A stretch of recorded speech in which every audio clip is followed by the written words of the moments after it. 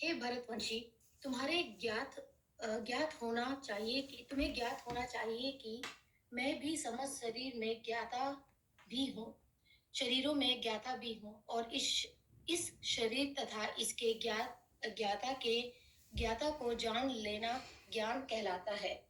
ऐसा मेरा मत है।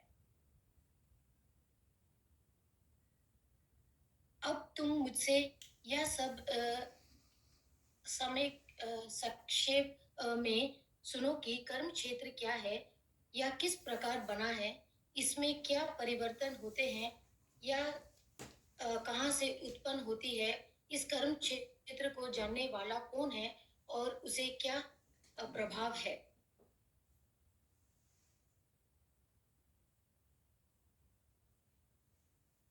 विभिन्न वैदिक ग्रंथों में विभिन्न ऋषियों ने कार्यकलापों के क्षेत्र तथा उन कार्यकलापों के ज्ञाता को ज्ञाता के ज्ञान का वर्णन किया है। इसे विशेष रूप से वेदांत सूत्र में कार्य कारण से के समस्त तर्क समेत प्रस्तुत किया गया है।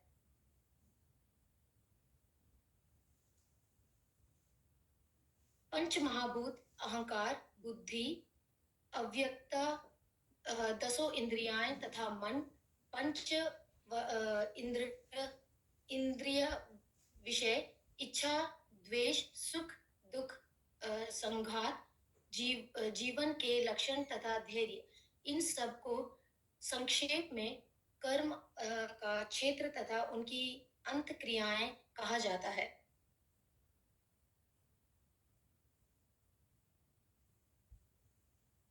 विनम्रता, दम दम्भी दम्भहीनता, अहिंसा,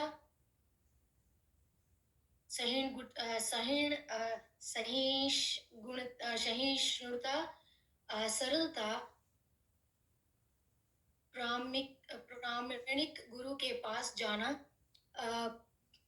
पवित्रता, स्थिरता, आत्मसंयम, इंद्र तृप्ति के विषयों का प्रत्याग, अहंकार का अभाव, जन्म मृत्यु, वृद्धावस्था तथा रोग के दोषों के अनुभूति, वैराग्य, संतान, स्त्री, घर और अन्य वस्तुओं की ममता से मुक्ति, अच्छी तथा बुरी घटनाओं से प्रति संभाव मेरे प्रति निरंतर अन्य भक्ति, एकांत स्थान में रहने की इच्छा, जन समूह के से विलगाव, आत्म साक्षात्कार की महत्ता को स्वीकरना तथा परम सत्य की दार्शनिक खोज, इन सबको मैं ज्ञान घोषित करता हूँ, और इनका अतिरिक्त जो भी है वह सब अज्ञान है।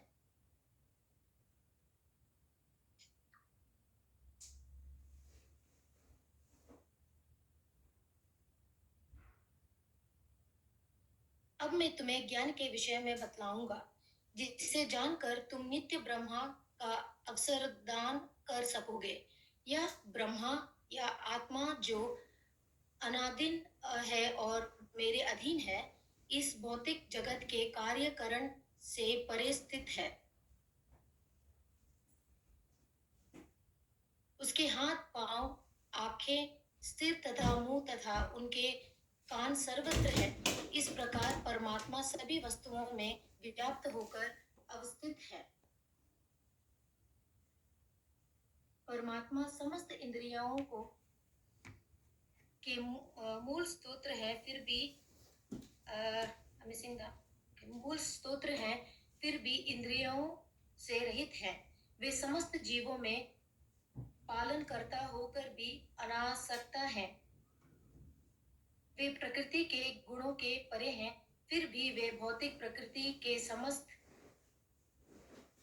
समस्त गुणों के स्वामी हैं।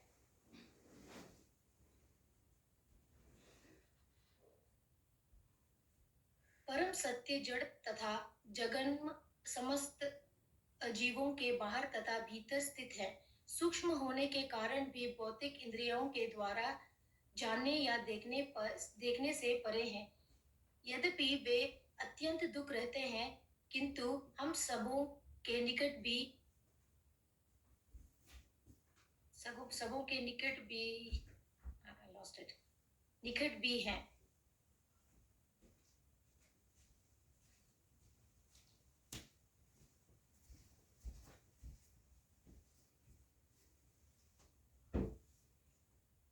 यद्यपि परमात्मा समस्त जीवों के मध्य प्रभाजित प्रतीत होता है, लेकिन वह कभी भी विभाजित नहीं है। वह एक रूप में स्थित है। यद्यपि वह प्रत्येक जीव का पालन करता है, लेकिन यह समझना चाहिए कि वह सबों का संहारण करता है और सबों को जन्म देता है। वे समस्त प्रकाशमान वस्तुओं का प्रकाश स्तोत्र है। वो भौतिक अंधकार से परे हैं और अगोचर हैं। वे ज्ञान है, ज्ञेय हैं और ज्ञान का लक्ष्य हैं। वे सबके हृदय में स्थित हैं। इस प्रकार मैंने कर्म क्षेत्र, ज्ञान तथा ज्ञेय के संक्षेप में वर्णन किया है। इसे केवल मेरे भक्त ही पूरी तरह समझ सकते हैं और इस तरह मेरे स्वभाव को प्राप्त होते हैं। प्रकृति तथा जीवों को अनादिन समझना चाहिए। उनके विकार तथा गुण प्रकृति जय है। प्रकृति समस्त भौतिक कारणों तथा कार्यों की हेतु कही जाती है।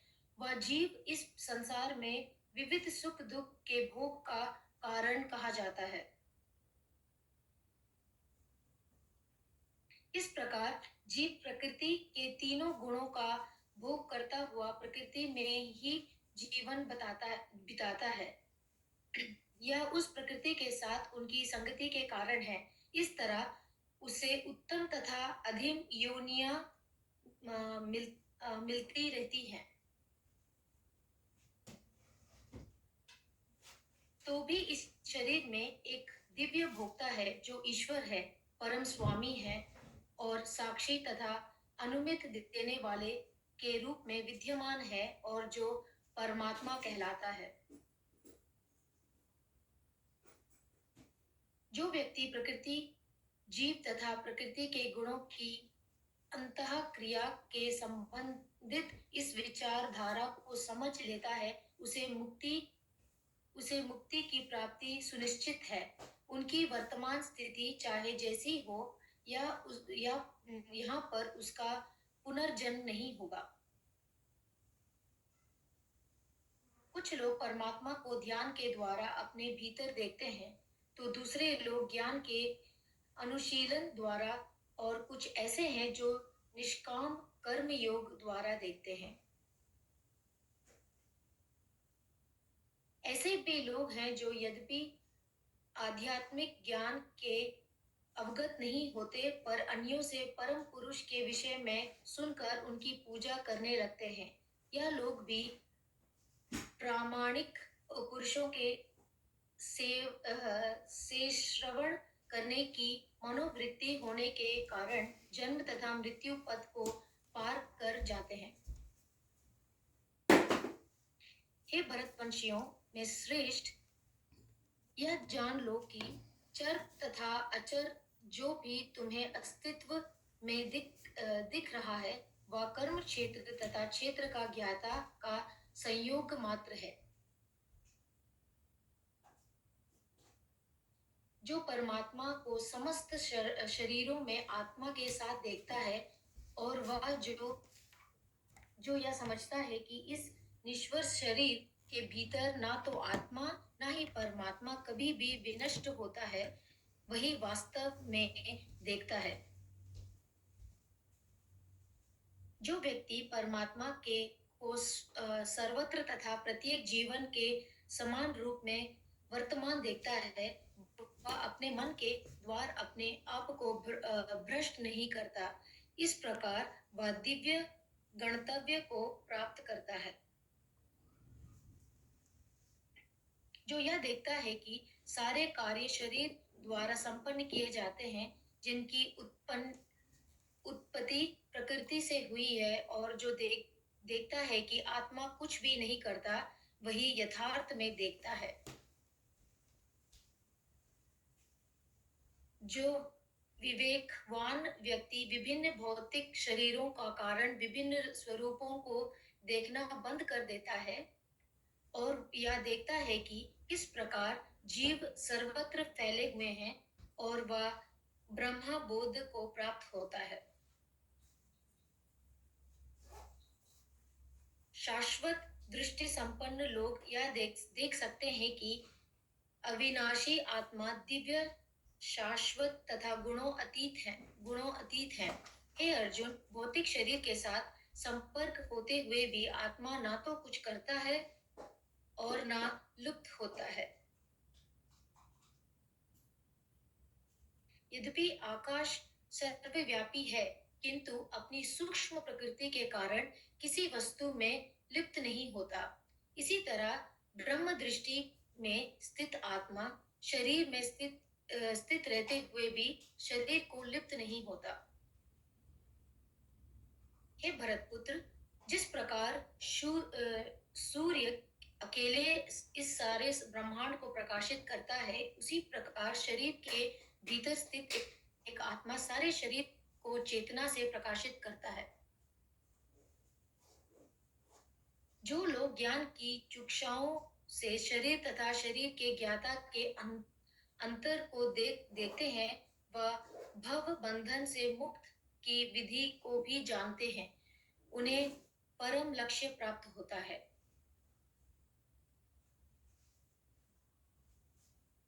इस प्रकार